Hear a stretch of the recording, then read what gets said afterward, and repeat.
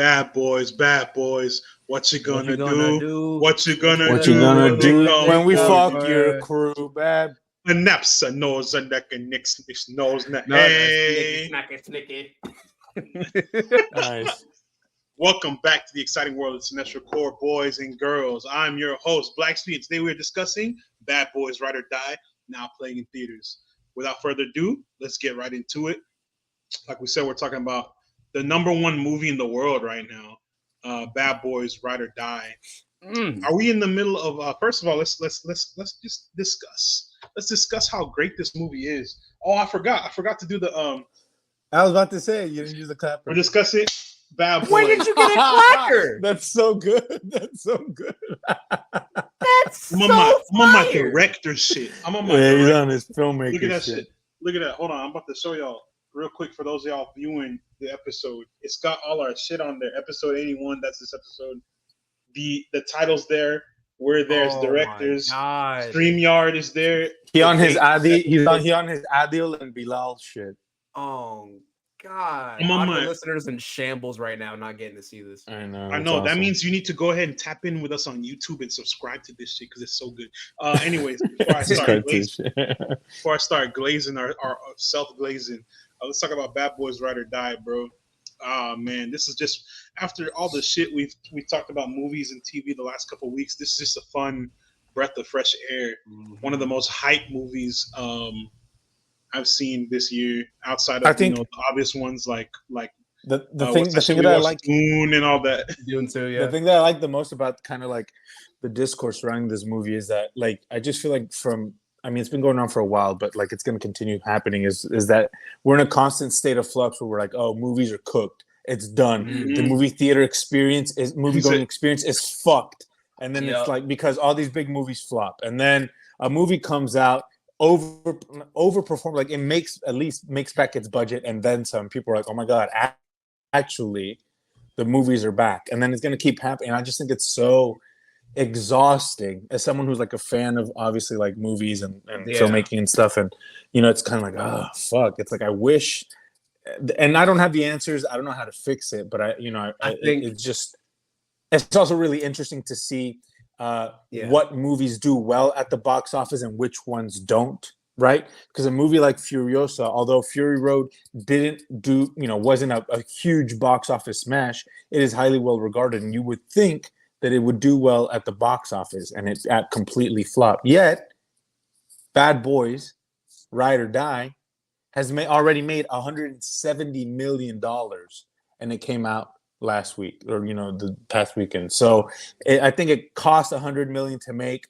plus marketing and shit. Give it like another. Let's be generous and say let's overshoot it. $50 million. It's made back its budget plus $20 million already. That's a success, So it's just that kind of discourse about box office and like what movies work, what movies don't work, I think is super interesting and just kind of something to keep an eye out, going forward. It's because people want to see blockbuster films and have fun. They don't want to walk into a movie and be, disappointed or dragged along to some long ass expose or some repetitive ass story or some bullshit. No shade to Furiosa, but all the shade to Furiosa. I walked in there expecting greatness. But you already did an episode on it. I know. I'm not going to beat a dead horse. That horse, he's already dead. That horse is dead as fuck. But what were you in comparison to Bad Boys Ride or Die, mind you, this is a franchise with history, longevity, star power, and just overall like a great supporting cast, great production crew, a director who knows what he's doing, a producer who knows what they're doing. I know everyone is hit or miss on Michael Bay. I'm more on the hit side than the miss. If it's a miss, it's because of some shit like freaking Ninja Turtles or whatever. Michael Bay didn't direct this. Oh, that's right. It's Bilal. Adil and Bilal. Yeah. Yeah. This is Adil. I mean, it's still the same franchise. That's what I'm getting at. It's the same franchise. Yeah. Bay directed the first two films. Yeah. Mm-hmm. Did he do the third one as well? No, that was these guys. These guys directed. That was Bilal. Bilal and Adil. Yeah, they directed. And they cooked on the third one. The third one was good too. The third one was really good. It was. That had me dying. Mm-hmm. I gotta so be yeah. I had very low expectations for this. Really? I had exceedingly low. I had seen Bad Boys 3 when it came out, and I had watched it that one time, and I really enjoyed it. I thought it was really good, and I was surprised because I also had low expectations for that because I was like, they haven't made a Bad Boys movie for about a decade. I don't know if there's going to be anything. And then that came out, and I was like, oh, this is fire. This is pretty good. And it just went to the recesses of my mind. And then I heard rumblings about Bad Boys 4. There was never anything followed up. It was in this weird limbo post Will Smith down spiral and everything. And they started from Hollywood. There was no down spiral, baby. He just plateaued. They stopped my boy because he was getting too hot. He was getting too big. He just won his Oscar, and they're like, we can't have a black man reach those the upper echelons of Hollywood. We got to put an end to this, and they failed. The Will Smith comeback tour to take my began today, baby. They tried to take my man's out, and guess what? He's still here. Baby. He's still cooking. Let my boy Willard cook.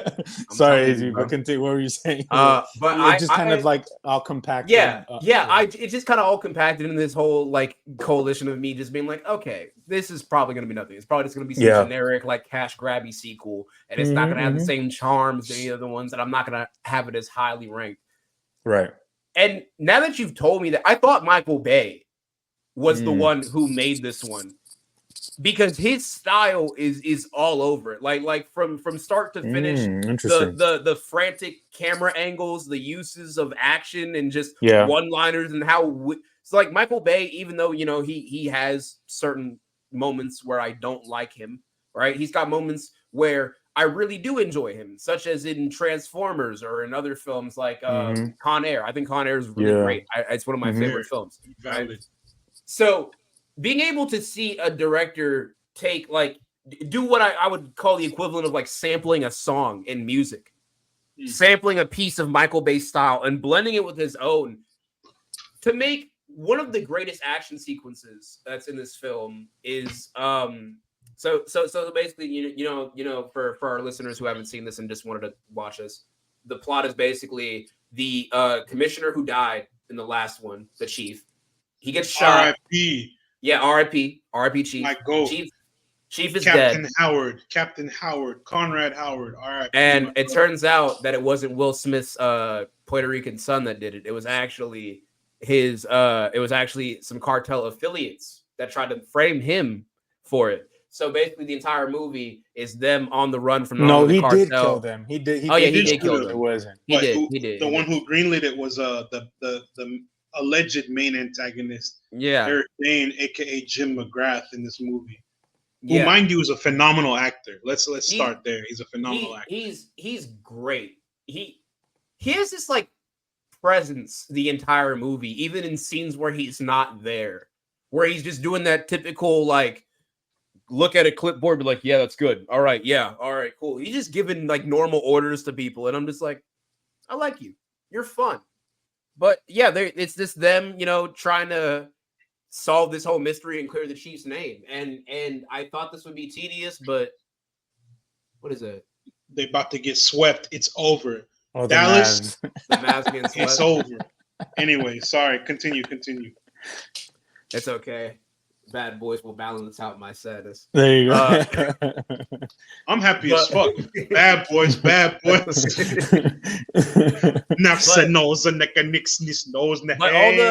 all the camera angles are fun. All the shots are so dynamic. All the action is really well put together. It's very well paced. Pretty much every joke lands. Like there wasn't a single time where I did not laugh or chuckle at a single thing. Like it was just genuinely like a fun time. And I haven't felt that in a movie in forever, in so long, because I've been bogged down by franchises and I've just been getting all of my good entertainment from TV. And now we're seeing that same energy that's projected towards TV put into movies, and it's just refreshing.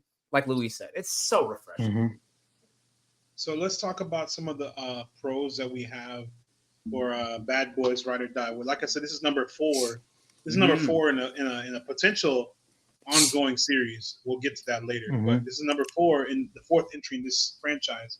What do we like from Bad Boys Ride or Die? What are some pros with the directing, shot selection, cinematography, I etc.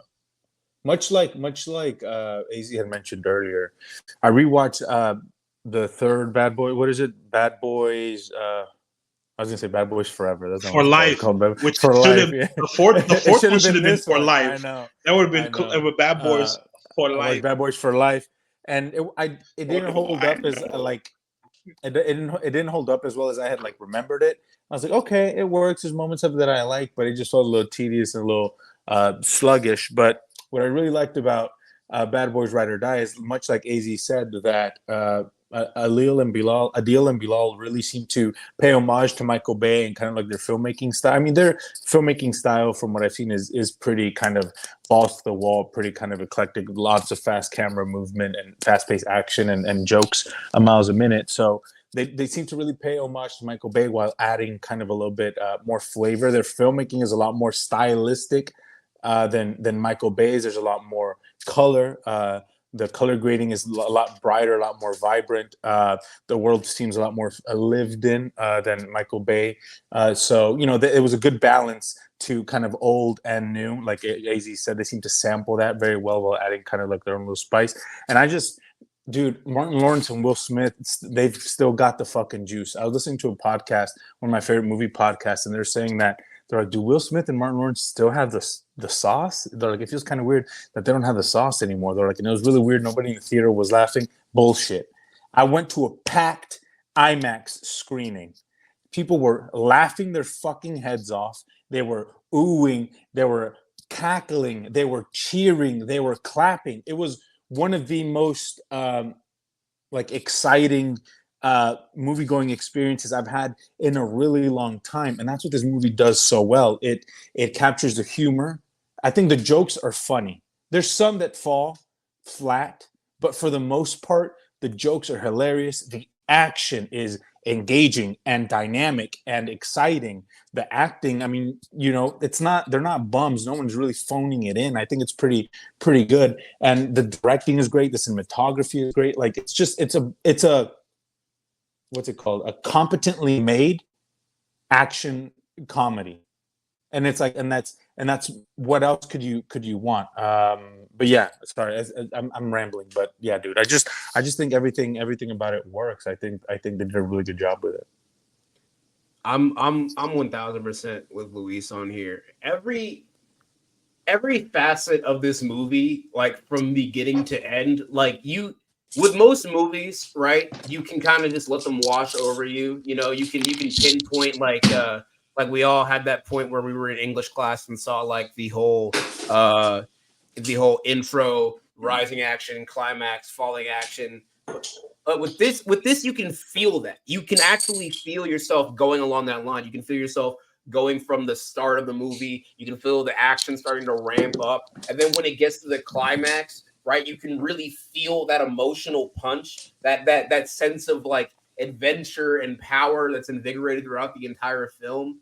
And like Luis was saying as well with a lot of the jokes. Some of the jokes do fall flat. However, my sense of humor is shot to shit. I laughed at everything. I think even things that probably weren't even supposed to be laughed at, I found absolutely hysterical. Martin Lawrence is a incredible stand-up comic and comedian through his days in Def Jam, and you can see that on full display, that his comedic acting since his days in Def Jam, since his days in Martin, Rebound, all of his movies and all of his TV shows is still there. And Will Smith, by God, I had not seen him in anything funny for quite some time, and I'd forgotten how funny Will Smith can be when he plays a straight man. It's so good. It's so good. Like throughout the entire movie, it's sort of like it's not a rehash of the third one. It's sort of a flipped situation of roles, right? Because if you remember in the third one, it was Marcus that was having to go through all the panic attacks and conditions with his heart and wasn't able to really be out there in the action like he used to back in the day, and he felt like he was losing his edge,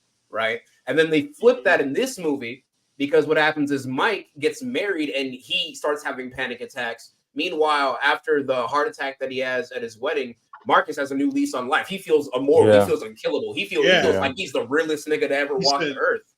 he said, "I cannot die," and I was like, But that's "Oh that's shit, that's bro, one he of the about to do some dumb Yeah. shit." that's something that I really like about the movie though, is that they just kind of go balls to the wall and they're so unapologetic about it. Like the whole like him seeing Captain Howard in the afterlife, like dream it's sequence? ridiculous. Oh my It's like God. it's ridiculous. It's stupid. It does like can obviously contextually within the world of the movie, like it's not. Yeah. It's so out there, doesn't make sense. It's kind of like dumb, Right, but right. they're just like unapologetic about it. They just like commit to it. They do it, and they're like, okay, here's what's going on. Here's what it is, and yeah, so now deal with it. And they do it, and they just don't ever touch on it. They don't explain it. They just kind of, go about their lives. And I really appreciate that about it because it's unapologetic in its approach to kind of like this ridiculous, these ridiculous situations. Mm-hmm. It takes a step away from, the first and second Bad Boys. As crazy as the action sequences were, it was still pretty realistic. It was still pretty much set in the real world. You had that French ass villain in the first one. You had Johnny Tapia in the second one. The Cuban Nightmare, my goat. And then in the third one, you had him going up against Mike Lowry Jr., Armando Aretas, and from there you can kind of tell that the tone changed. It's kind of like in Fast and Furious how we went from just car racing to freaking outrageous ass heists. However, they managed to do this in a way that's like it's fun, it's enjoyable, it's almost believable that hey, Marcus went to the afterlife for like 20 seconds and saw fucking Captain Howard and then came back and was like, oh look, I'm enlightened now. You know what I mean? And here's the thing about franchise filmmaking, like that's the thing, it's they're gonna have to up the antes and up the stakes every single time. Like if you have a series that's 10 films deep, yeah, they're gonna have to go to space. Yeah, they're gonna have to visit the fucking afterlife. Yeah, they're gonna, deal with ridiculous and improbable situations because real life, you can only do so many things that are grounded in realism, and so Fast and the Furious obviously does that. And if they continue making more Bad Boys movies, it's only natural that they're gonna up the stakes. The problem, or where I was gonna say the line, where you draw the line is whether or not they convince the audience to go along that, and you go on this ride with them, right? Because if you can win the audience over, then they'll believe whatever the fuck you put in front of you put on that screen in front of them. Doesn't matter how ridiculous, it doesn't matter how absurd. If they're having a good time and they're enjoying it and they're bought into this world and these set of given circumstances that you've created, then they're going to go along with it, And I think that that's what this movie did well. Like I said, it kind of presented these things, didn't explain it, wasn't really worried about it, on to the next joke / action sequence, and it worked, because you didn't have a lot of time to dwell on it or dwell on the unrealistic aspects of it or whatever. And I think that's what you just said. I think that's one thing that Bad Boys as a franchise does so well, because like I said, you go from the realism of 1 and 2 into the not absurd action of 3. Hyper realism kind of thing going on. Yeah. But like 3 and 4 are obviously very different. Elevated, And you're still locked in. You're still dialed in. The explosions, typical Michael Bay-esque explosions going on, all types of Michael Bay-esque action happening, and you're still locked in. It's not like Fast and Furious where you're kind of just watching this to watch. Like you've been obviously it's like the MCU but bad. You've been invested in this fucking series for 10, 15 years, The first Fast and Furious came out in 2001, 2002? Yeah, somewhere around there. 2001, I think, yeah. And it's 2024, about to get Fast X Part 2 next year or some shit like that. And I'm like, bro, only reason I'm watching it is because I've watched this for so long. I want to see how it ends. I don't care about the story anymore. I don't give a fuck, bro. I saw Dominic Turtle catching fucking cars, or whatever the fuck, whoever was doing that shit. When I saw that unrealistic shit, I was like, all right, I'm tuned out. Actually, you know what? My mind has not been locked into a Fast and Furious movie since like the 6th one. However, Bad Boys is on number 4. Number 5, it potentially still got 2 left before you check out. Exactly. If they keep me after number 6, I'm Bad Boys for life, for real. Real talk. Look, you know what I'm saying? And yeah, I get. And just another thing I really wanted to mention, like, look, like I know we were joking about the whole Will Smith thing, but like in all seriousness, like Will Smith is in my opinion, one of the greatest to ever do it. Not necessarily because he's like the greatest actor ever, but I think he just found I think as a black man, it's so hard to have a successful, long career in Hollywood. And the fact that this man has been doing this shit for decades and it's made a fuck ton of money, is super successful. It's just really, just from like a strictly like Hollywood kind of like longevity sort of thing, seeing him bounce back from like the whole slap controversy, seeing him, the whole Jada Smith kind of shit. Okay, Jada Smith of it all, and just kind of see him, I know a lot of people are like, why can't we ask more of him? Why can't we see him do more Pursuit of Happinesses or do more King Richard, or do something in some genre stuff that's not After Earth, and give that another shot. But I think, he's found his lane. He knows what he's good at. It's working for him. And, I'm just grateful to have, kind of these franchises or these films that are like getting a little midnight snack, like a comfort food, but for entertainment. And I think that's perfectly valid and perfectly okay. And I'm glad that he's heralded and kind of, driving this franchise. Yeah, I'm rambling, but yeah, just good job. I love you. What I think also with not only just with Will and Martin, but just about every single person in this really doesn't overstay their welcome, doesn't understay it. Everybody has just the perfect amount of screen time, I feel. Like for instance, you have like the mom character who's the chief's daughter, right?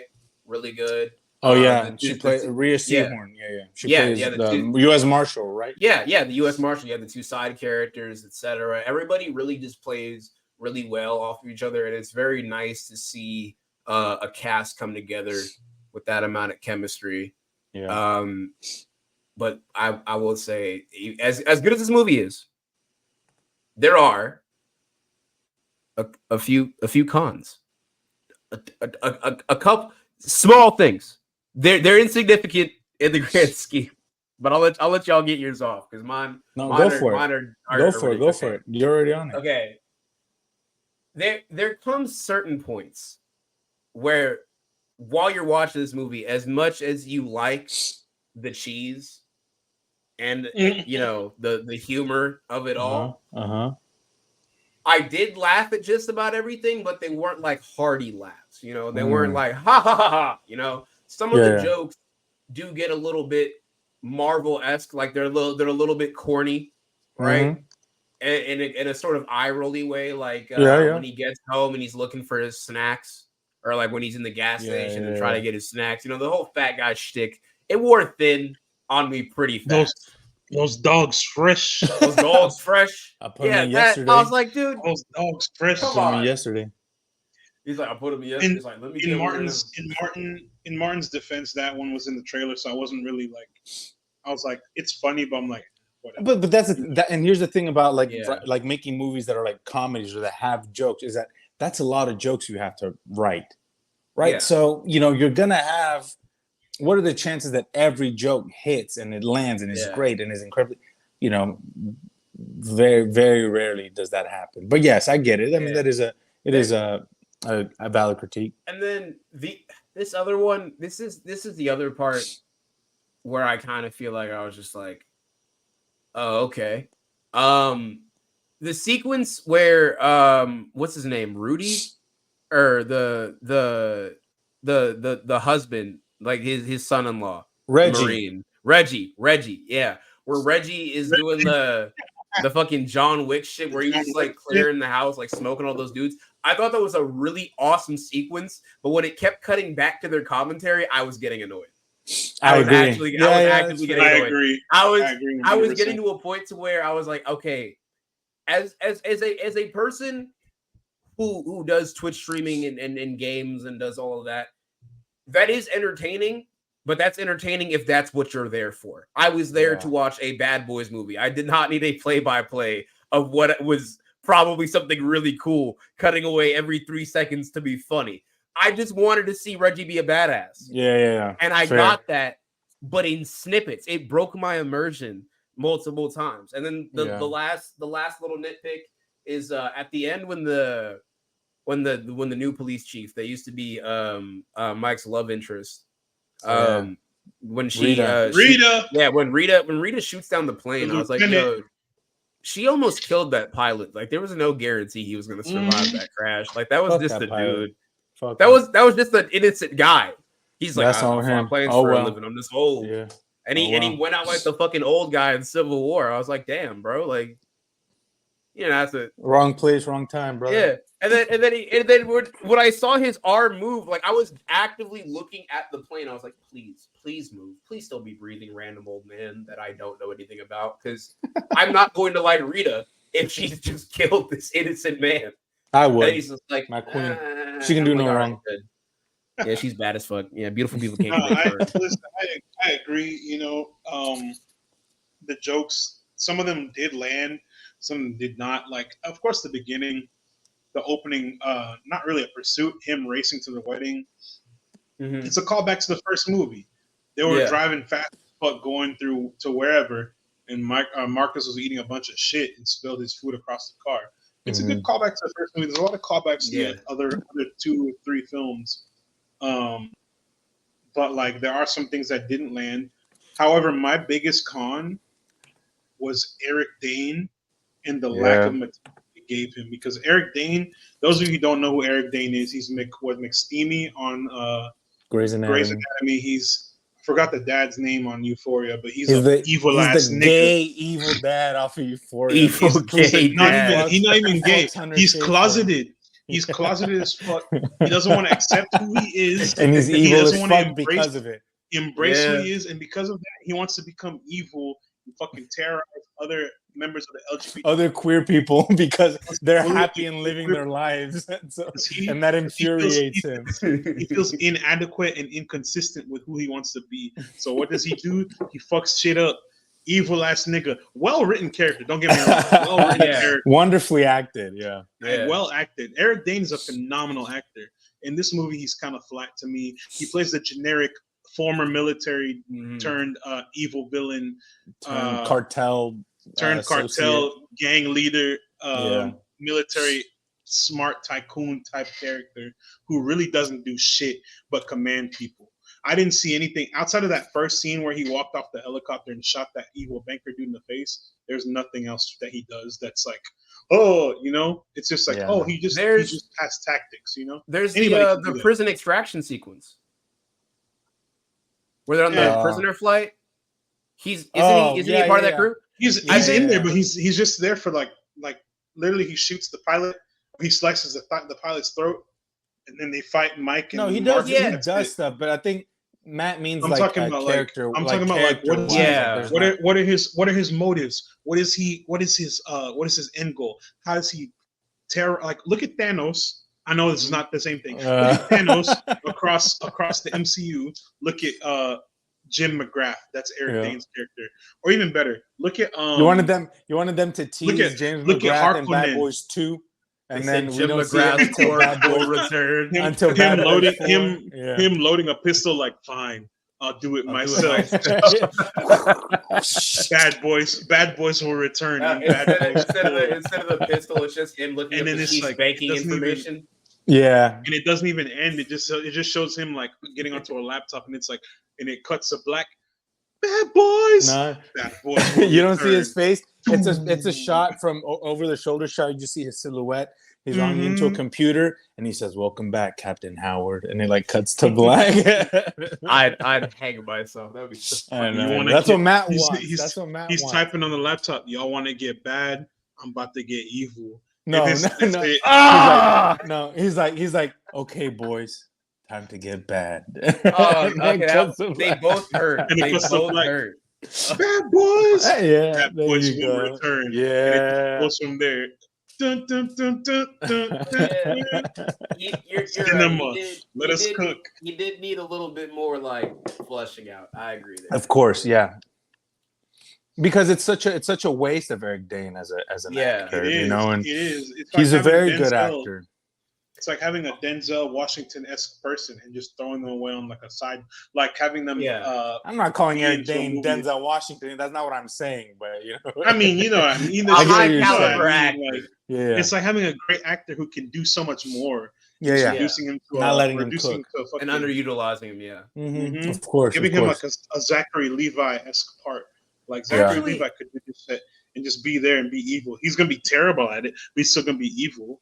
Yeah. You know, speaking of that, actually, Matt, you just reminded me of my other gripe, and I think this is just me knowing what kind of movie I signed up for. But what is his? I never remember how to pronounce his name, but Reed Richards. Oh, Ian. His name is Ian. Ian Grufford. Grufford. Ian Grufford.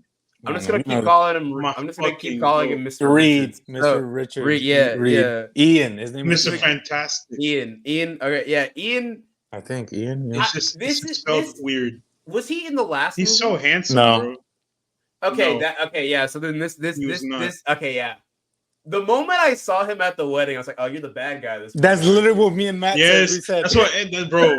Word for word, bar for bar. That's exactly what Luis and I said. We said as soon as we saw him, it was like bad guy. It was red flag, neon sign, bad guy. And then when he was like, "Oh yeah, I'm just a DA. I'm running for mayor." I was like, "Oh, he's bad as fuck. He's the bad guy. Go fuck yourself. You're a bad man." Yeah, and I get it, but despite that, evil shit. But despite that, I still bought into it. I was just like, yeah, whatever. I know he's bad, but what? How will we get there? It's the journey that. Yeah, I spent the whole movie like leading up to his reveal with my arms crossed, like, Yeah. You're I get it. It's very obvious. Okay, yeah. Because the moment I realized he wasn't in the last movie, and I just had to reconfirm that just now, I was like, it's not going to be the child. It's definitely not going to be the fucking child. It's not going to be any of Mike's family. No. You're definitely like somehow involved in the antagonist plot. Because who the fuck are you? Who invited you? How did you get in here? Do you know somebody? Like, where did you come from? The stuff. Oh, go. And then when he just spills the beans on the whole plan, like breaks it down step by step. He's like, post 9/11, the government needed to find a way to keep the cartels out. See, I think they handled that pretty well. I thought that was good because Rita comes up to him and she's like, like she plays it off like she's just confronting them about their relationship and like why they did it. And I was like, bitch, you're so dumb. Like, why are you talking to him? And then they're like, got it. And I was like, yeah, baby, let's go. I was like, yeah, y'all, dude, got his ass. Let's go. I don't know. But I was just, like I said, I was hella locked in. So I was probably just like, yep, I'm buying this. I'm suspending all my disbelief. Oh, yeah. I still locked in. I was just like, okay. Hey, speaking of various bad guys across all the Bad Boys movies, let's go recap from the beginning, the first movie up until now. Hold on. Let me mention the things that I had a problem with real quick. I'll fly through it really quick. It was nothing too bad. It's just the casting stuff mostly. No Charles Melton, who was in the last movie. Motherfucker had a breakout performance in May, December. He's like, I'm too good for Bad Boys movies now. I'm gonna go work with all tour filmmakers. I'm gonna go make a military movie with Alex Garland and and one of whoever played who was the military advisor on Civil War. Fuck Tiffany Haddish, stupid ass. She's funny as fuck. The worst fucking but I hate her. She's funny, but I hate her. Her and DJ Khaled. Sorry to interrupt, but her and DJ Khaled did not belong in this fucking movie. Okay, DJ Khaled pissed me off when he died. I was like, good, get him out of here. Okay, she's funny. I just don't like her in real life because of shit that she said. There's the reasons. We don't like. But I thought she worked in this movie. She was funny in this. To DJ Khaled's credit, I also didn't like him in the last movie, but seeing him get hit with a hammer and thrown out of the window made me laugh. So I was like, what if they're gonna fuck up DJ Khaled this movie? And they fuck his shit up, dude. He said, oh my god, he gets impaled by a fucking car, there's one car here, and like the one that Mike and Marcus are driving, and just fucking sandwiches in between it, and then he gets caught on fire. And then he gets caught on fire. I'm like, dude, fuck him. He said, I want to see him. He said, hey, Mike, ain't no fun when the rabbit got the gun. I was like, okay. I really want to see like a charred fucking lower bodies entirely spider legs like Clone Wars Darth Maul. And it's like DJ Khaled, and he returns each movie like a fucking Lord from Shadow of Mordor. I would love that. Like he's like system. in the Bad Boys 5. He's like another one. You thought I was done, Mike? Exactly. You don't know. I'm back. he's getting the legs put on, and he fucking has his eye boot up like bullseye. A red robotic guy, yeah. Hell yeah, we cooking. We might be on this. DJ Khaled will return. We the best gangsters. And then I didn't like Paula Nunez, the chick who plays Rita. I don't like that they ended up not making her Mike's love interest because they had to make them be on opposite, on opposite ends of the law for the first 2/3 of the movie or whatever. But I really like them being together, go interracial marriages. I'm pro interracial marriages, and then they took that away from us. So I'm really bummed out about that. But yeah, that was it. Nothing too crazy. That's a fair comparison, I'd say. I also feel like there was a point, like her disbelief was believable, but there was a point where I was like, yeah, that man's obviously sinister as fuck. And I can't tell if that was just me reading too much into like my own thoughts at the beginning where I was like, okay, no, he's definitely evil. Mm-hmm. I think that's probably it. That's probably it. Also, speaking of people who don't need to be in this movie, I actually almost had the entire movie ruined for me with my viewing experience because I was in the theater, and the moment that Kabi Lame showed up, the fucking guy from the shrug meme, where it's like, we're just fucking shrugs. The TikTok dude. Yeah, the TikTok dude. Yeah, that was bad. There was a kid right in the row in front of me that the moment he showed up said, "That's the shrug guy from Fortnite," and I was just like, "Fuck you." In my theater, it was like a mixture of like people laughed because they recognized him, and they're like, "That's the Once Upon a Time in Hollywood." That's him. And then older people. When he showed up, I said, "What is this nigga doing here?" I was like, "What is he doing here?" And then older people were like, "Who is that?" They're like, "What?" They feel like they missed something. They're like, "Who is that? Am I supposed to know who that is?" I just thought it was also really the cameo for Michael Bay as that random crack. That was good. That was good. I found that hilarious. That was good. That shit was a callback. That shit was a callback to the second movie when Michael Bay popped up out of nowhere. Yeah. Driving that one car. And he was in the third movie as a wedding MC too. Yeah. Wasn't he like in a really nice car in that movie? Yeah. He was actually in a nice car. Yeah. So that means like his character has like a progression. Like he's falling on hard regression. Regression. Oh, that's hilarious. They gave the side character a cameo. And then just really quick, because we didn't talk about him. I hated Jacob Scipio, who played Armando Aretas in the last movie, just because his Spanish is so bad. It bugged the absolute fuck out of me. But he didn't speak. He didn't speak any of it in this movie, and I thought he was really good. I think that scene in the prison where he's fighting off all those prisoners, that shit was fucking fire. That was a good ass action sequence. Where he ties the weight around the jump. Oh my god! Yeah, that was fucking fire. So, but yeah, he was dog shit in 3, but he was really good in this one because he didn't speak a lick of Spanish, which thank fuck, and that was great. So I forgot to mention this earlier. You just reminded me of it with speaking about the action.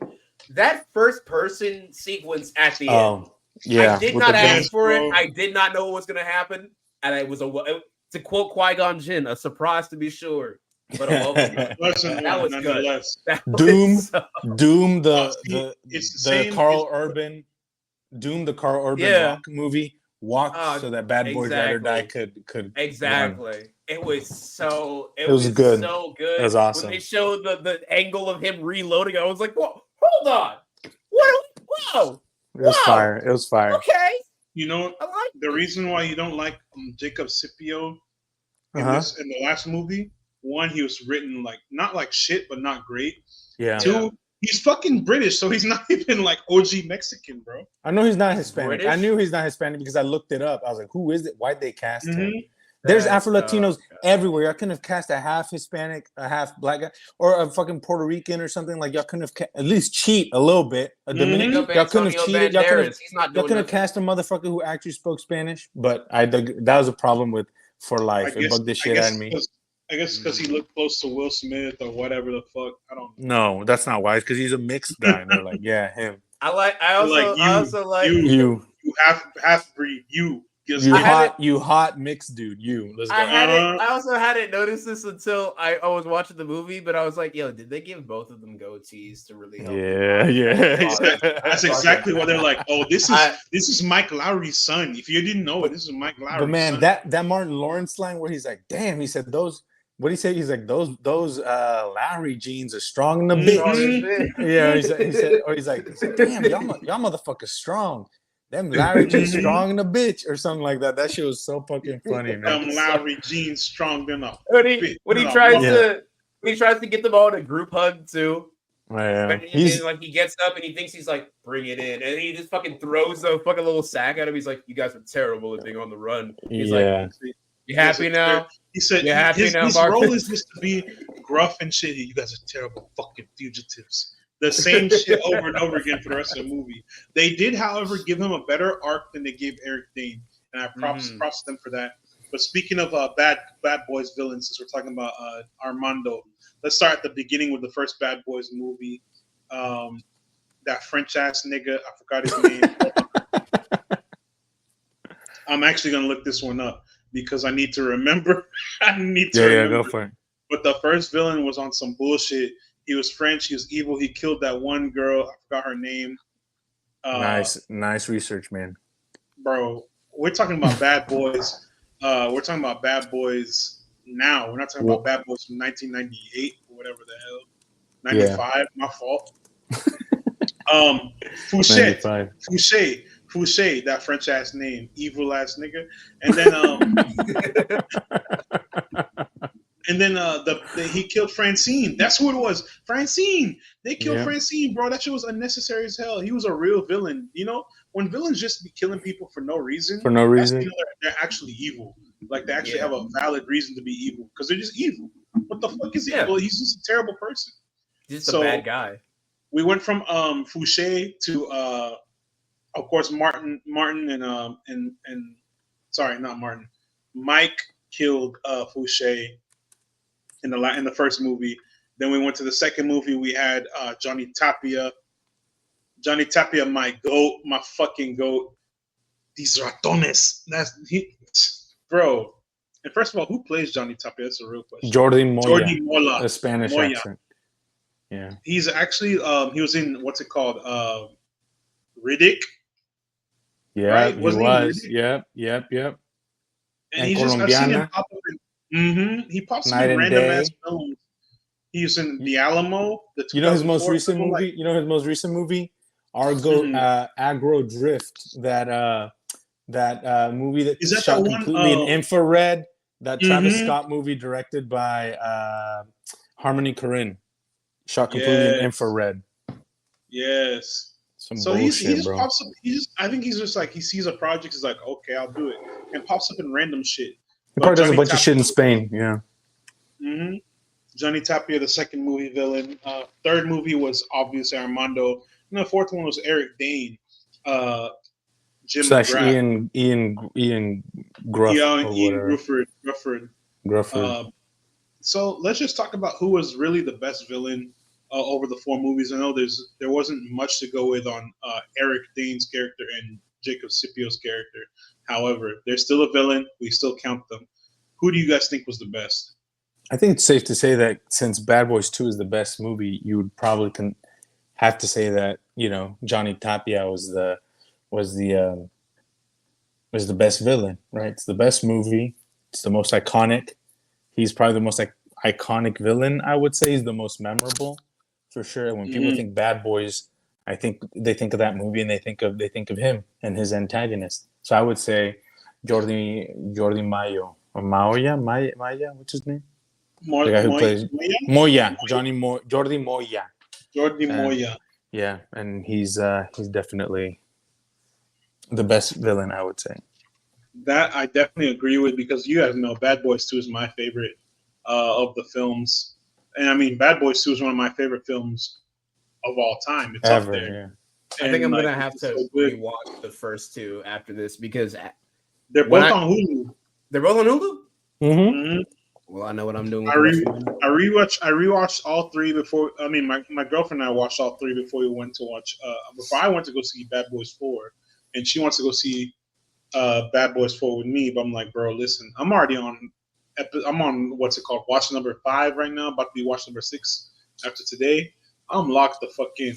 So by the time we watch it together, it's gonna be like watch number 18. You know, this is my shit. I'm committed to this. I'm locked in.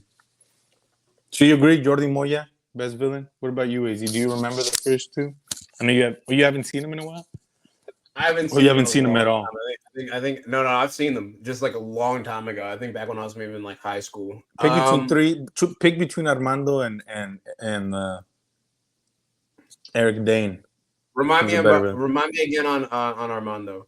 He's the Will Smith's son in the third movie. Son, Mike Lowry's son. Oh, between him and who? The white guy from 4. The military guy. Purely because Armando was like actually getting in that blend. And in this one, the military guy has more so the role that Armando's mom did in the last one. Yeah. I would say Armando because Armando actually feels like a presence. I actually think of him as like a character, just like a person. Yeah, like an actual like staying power. Like as much as I said, everybody has a pretty good amount of screen time. I do think definitely he was underutilized. The antagonist for 4, I really feel like he was very much underutilized for the most part because we just don't see him do anything besides tell other people to do things, and then the most action he gets is like the last 15 minutes, right? Or so. Yeah. And I just wish there was a little bit more there, so he could feel like whenever he would pop up and they would check in on his crew is when I would remember he's in the movie. Like, oh yeah, this motherfucker. Agreed. But yeah, that's where I'm at. That's Armando's definitely better than this guy. Fair. Revisit the first 2 and let us know what you think. I do remember the Frenchman. I agree on that 100% because Armando, though he wasn't written the greatest, he did do a lot. He shot his own dad. Basically the beginning of the film. That's crazy. Like, that's a crazy ass start to a character. Then you find out he's his son later on. I'm like, oh, that's wild. Eric Dane just kind of shows up. He's like, oh yeah, I'm the bad guy. They ripped my fingernails off. They ripped my fingernails. I oh boo. I pussy. Some more fucking nails, bitch ass nigga. Like you joined the military, bitch. Suck it up. Actually, yeah, that's now that I think about what was his start in the car. What the fuck was that about? So they said he was in the military. He was like he worked for the DA. He was a DA agent, and he got captured. They tortured him. And I guess the only way they don't really explain like what happened, but I'm pretty sure that led to him. He said they gave him a Colombian manicure and he turned on his team. He goes, he gave them, he ratted them out. Greatest is the most amount of pain. And then I wasn't sure from there if he became like a cartel liaison and converted them, which is weird. Well, so I'm guessing because he ratted out his team, he can't come back to the States. Like he can't be like an American operative anymore because he's a fucking snitch. So I'm guessing he stayed in Mexico and became a. I just find it odd the cartel would associate with him, knowing his like former DA ties. That just feels weird to me. But I guess maybe he made a name for himself. Who knows? I don't know. Hey, bro, we're not here to think logically about this shit, bro. That's true. We're just here to have fun. It's the chicken tenders of cinema, like I always say. Bro. Exactly, chicken tenders of cinema. That's a beautiful way of putting it. The chicken tenders of cinema. It's just little kitty bites. Just eat it. Shut the fuck up. Enjoy it. Have a great day. Go on with your life. So real quick, we had talked about earlier about how even though the whole slap thing went down at the Oscars, and everyone's trying to dog on Will, is Will Smith still the GOAT? I cannot imagine a world where Will Smith is not a mainstay in Hollywood. 1,000%. And I think Will Smith is the GOAT. He's been in, over the last, 4 decades, he's been in #1 films basically every decade. I want to say every year, but I don't know. I don't know what films he's been in year by year. I just know he's been in, King Richard, Pursuit of Happiness, 7 Pounds, Shark Tale, Bad Boys 1, Bad Boys 2, Bad Boys 3, Bad Boys 4, Men in Black 1, Men in Black 2, Men in Black 3, He's motherfucking been in Independence Day. He's been in all types of shit. After Will Earth Smith is literally one of the greatest actors we've ever seen grace the screen. And the fact that people try to write him off because he slapped some bitch ass nigga for talking about his wife. Mind you, that's another story about Jada. Yeah, but he did the right thing. Defending his wife. I think there's a distinction. I think there's a Hmm. distinction we need to make between. I think he's. I mean, you may think he's one of the greatest actors. It's all subjective. But I think it's very important to state that for me, I think he's one of the greatest movie stars of all time, which I think is very different. Yeah. You know, I think being a movie star, great actors aren't always movie stars, and movie stars aren't always great actors. You know, Exactly. I think he's a really good actor, and I really think he deserved that Oscar for King Richard. But what I love about Will Smith is that he seems to know his lane. Right, he's just like, I'm a fucking movie star. I'm charming as fuck. I'm handsome. I'm funny. He's like, and I can make an action movie work. I'm a believable action star. I'm a believable comedy star, and I can do drama if I need to. And it's just like, it works. He's appealing. Everybody loves him, and he's just kind of, and he's great at that. And you know, I don't know if this is a leap in logic, and shoot me down if I'm just yapping here, but. To what Tom Cruise is to white people, I feel like Will Smith is that for us. To everyone else. if I'm really thinking about it. No, I agree. The movie star equivalent of Tom Cruise for black people is Will Smith. Like if we're going for just like actor and movie star, Denzel. That's obvious. That's of course, given, right? But that's the goat. If you want to go for just solid movie star, just solid. Will make whatever you are watching with him in it, except for After Earth, because that sucks. But everything that he's in is entertaining. You cannot watch a Will Smith and be like, I'm not having fun. I'm not having fun. Yeah. It is very hard. You have to be either a racist or an idiot. And I honestly think, actually, that's the same thing. I think even racists like him. They'd be like, God, one of the good ones. One of the good ones, brother. He's one of the good ones. I like him in that pursuit of happiness. I don't want to ever see any other black person get that close to smiling but him. Too much joy for me. They'd be like, name one Reba song. That bit didn't work for me. I thought it was dumb and like not funny, and like played on like really like old and like outdated, like racial. I just thought it was dumb, but whatever. It felt like it was from a different movie, but from a different era. Yeah, I will say though, Will Smith definitely, I would say, is up there in terms of movie stars. Just like Luis said, like I kind of share a little bit of both Matt and Luis's takes. I think Will Smith is not only just sensational as a performer, but also as a movie star in general. Like that draw that you need to get butts into seats. That man puts butts in seats. Yeah. Regardless of what he's in, he will act his ass off. That man was in Shark Tale.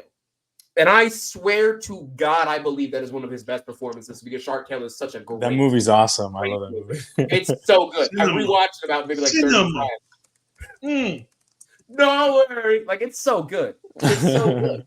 And Will Smith just has this flexibility to be whatever he needs to be in whatever role he's in. Like whenever he's in King Richard playing Venus and Serena's dad, right? He's stern, he's hardworking, he's like this firm hand, but also well-meaning and gentle at the same time, to where you can see he's doing everything he does out of love. When he's in Pursuit of Happiness, he's a down on his luck, saddened dad trying to just raise his son the best he can during this economic crisis, right? And then you have a movie as crazy and sensational as Independence Day, where he's a hotshot pilot taking on aliens, and that's a Roland Emmerich film. Roland Emmerich films suck, but I love Independence Day. Or Will Smith.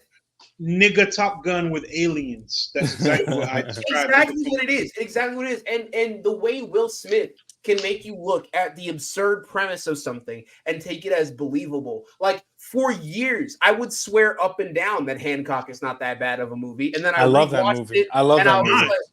And it's really not that bad. It's really actually a very fun movie, and it even at the end where it's like, oh, we can't be together because if we're close together, then our powers are not there, but when we're far, our powers are not there.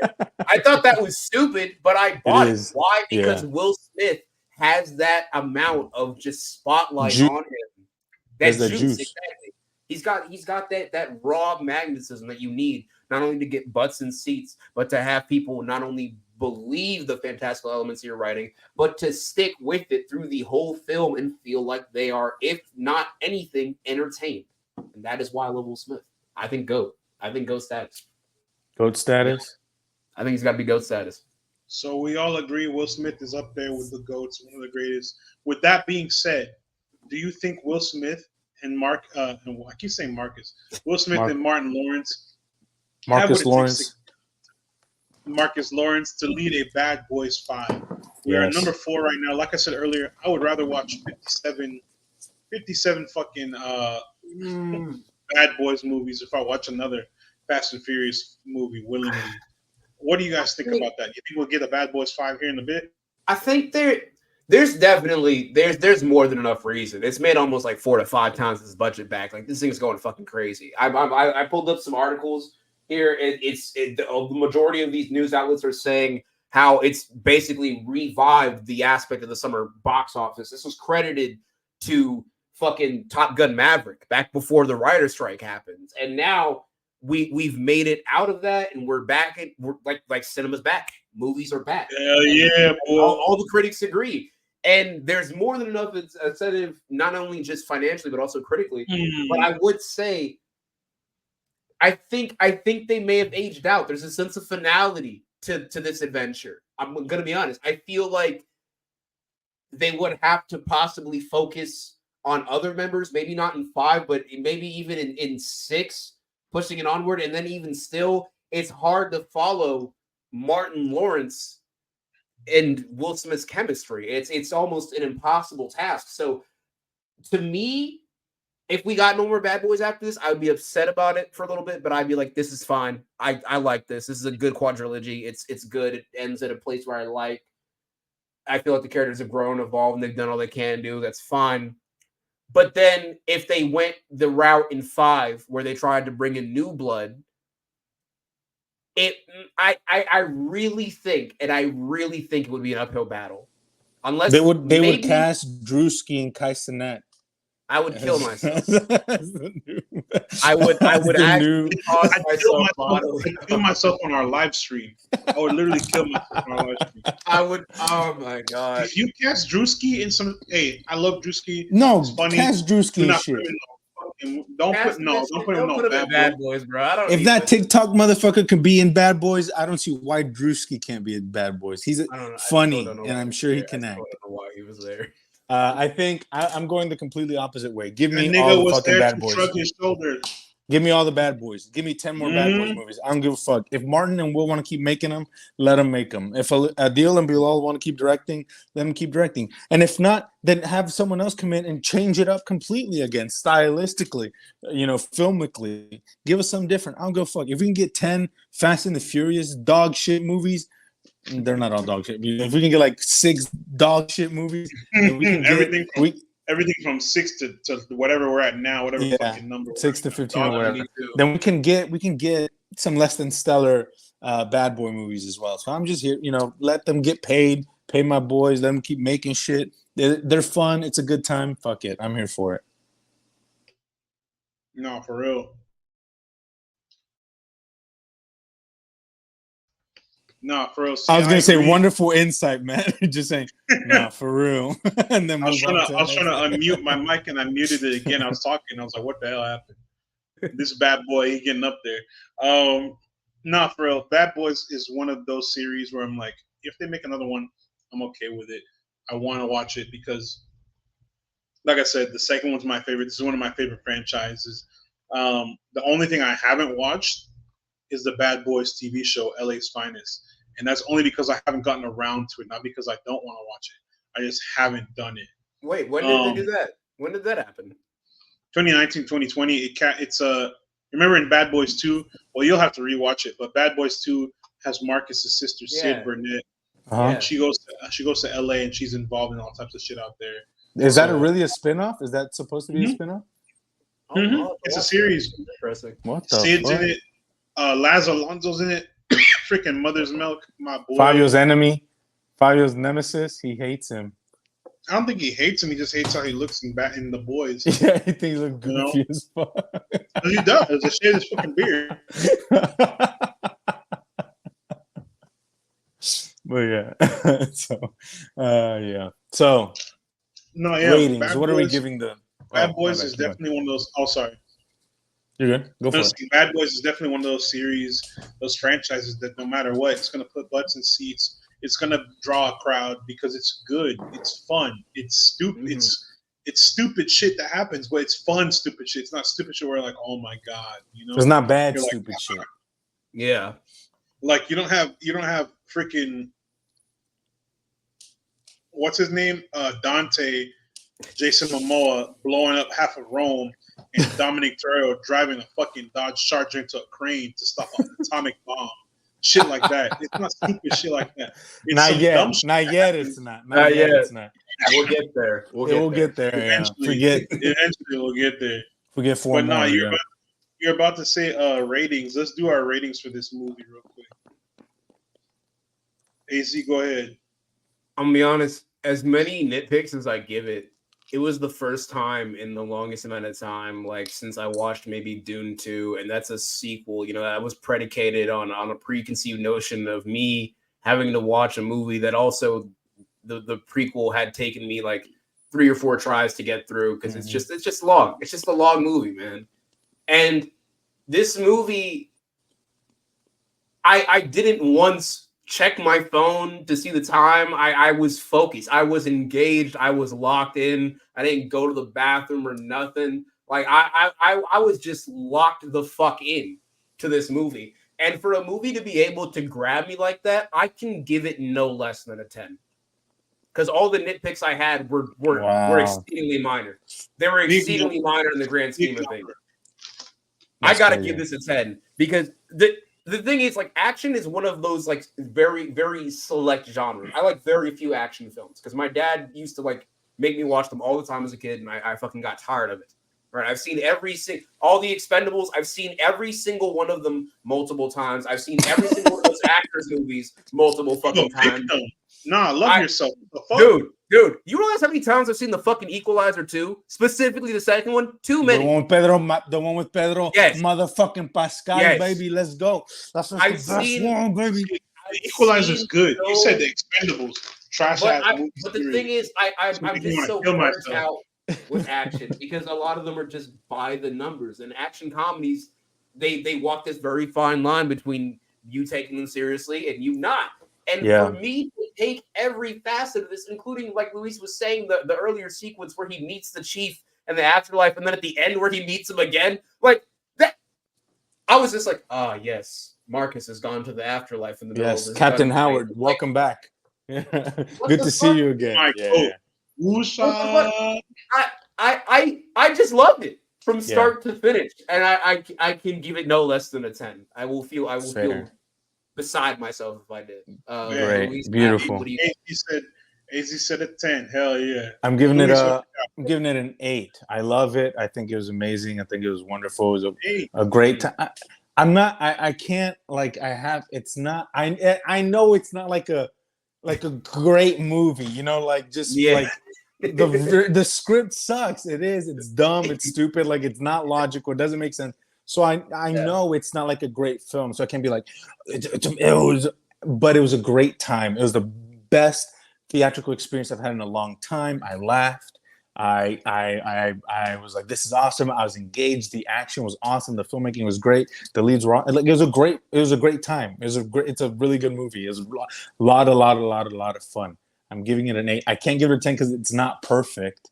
It has its flaws. You know, the characters aren't wonderfully written. If you're not Martin Lawrence or Will Smith, good luck having any decent character development, you know? So yeah. you know, okay, so wait. Dorn. I would have, because of that. Now I realized that. Yeah, okay, wait, I'm adjusted 9.5. 9.5. Okay, there you go, 9.5. Yeah, a 10 is only. A 10 is only. You know, so I can't give it. Yeah, like I said, but it does not take away from the fact that it's a perfect blockbuster at the summer blockbuster. I think, you know. Between what both of you said, Actually, since AZ adjusted his to 9.5, mine is also 9.5 too. I can't give it a perfect 10. There are some jokes and stuff that didn't land for me. There's some stuff that did not land for me. There's some stuff I wanted to have happen that we didn't get. I hope they take this for the next movie moving forward. Write your villains better. Write the next Eric Dane better, because obviously Eric Dane got he got owned the fuck up. Not the good way. He got packed the fuck up. But overall, it's a fun movie. It's a fun time. I had a great time. I knew what I was going into. If the motherfucking whoever family brought his little ass kid to that damn movie hadn't ruined my first viewing experience, that shit pissed me off so bad. If you want to watch fucking Coco Melon, stay at home. This is for the real niggas. This is for the big dogs. We're watching this shit, grown man shit. Okay, you weren't even born in 2003 for Bad Boys 2. You niggas is not around. I was there. Bad Boys 3. Motherfucker was born in 2020. You little 3-year-old ass. I've been here since 19. Okay, I wasn't born for Bad Boys 1, but I was around for Bad Boys 2 through the 3 and 4. I watched Bad Boys 1. That shit changed my life. You little ass niggas was not there. So why are you disrupting my experience? You know what I'm saying? Why are you disrupting my shit? I never said get your ass on. This is not for you. Get out of here. Why y'all talking in the film? You're ruining my experience. This shit was so good. And when I heard the motherfuckers to my right talk, I just looked, I was like, shut up. And I just walked back to guess who didn't talk again? The motherfuckers right there. Because they knew better. Because they knew a real bad boy when they see one. A real bad boy. Real bad man. Real bad man. Oh man, they knew better than to talk in my movie. Thank you for that rant. I would have showed them what a real bad boy capable of. They would have known for real. But nah, this movie was a 9.5. Phenomenal work by the directors, the cast, the supporting cast, the producers, everybody involved. They did what they had to do. I hope they move forward with the next film and do the same thing. Real quick, if you want to keep up on any news about Bad Boys 5, tap in with the homies at Backstage OL and see what they got posted about the future of Hollywood, any new information going on in the industry and things like that. Tap in with our boy AZ on Twitch. AZ is really funny on Twitch. If you haven't tuned into a stream yet, tune in. I got his name on the ticker on the episode description. Twitch.tv/Tari. I'm streaming tomorrow, actually. We're starting the Tekken campaign, and then eventually Elden Ring when I feel like killing myself. Oh hell yeah! No, put me on that one. I'll be on Elden Ring. I'm gonna get fucked up. We're doing drunk souls, bro. We used to do drunk souls. Drunk Tekken tournament. You used to take a shot every time you died on Dark Souls. I don't remember what happened in the first game. So that tells you anything. Now, also follow AZ on YouTube, all the other platforms, Twitter, Instagram at Tari Singo. I got that also on the ticker. The episode description is down there scrolling. You know what I'm saying? With that being said, guys, another thrilling episode of Cinestro Course in the books.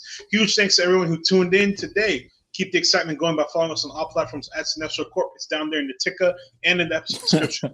We've got an epic lineup this year that you guys do not want to miss. More movies, more TV coming up. Remember to smash the MF like button and subscribe button so you never miss a beat.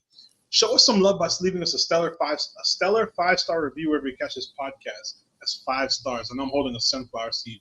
This is 3, but 5, bro. 5. Spread the word about our podcast and YouTube channel far and wide. Share it with your friends, your family, your entire network. Y'all support means the absolute world to us. Until next time, guys, y'all stay awesome, and we'll see you next time on the next episode of the Cinestro Court. Peace. Bad boys, what you gonna do? What you gonna do when we fuck your crew? Enough said nose and the hey.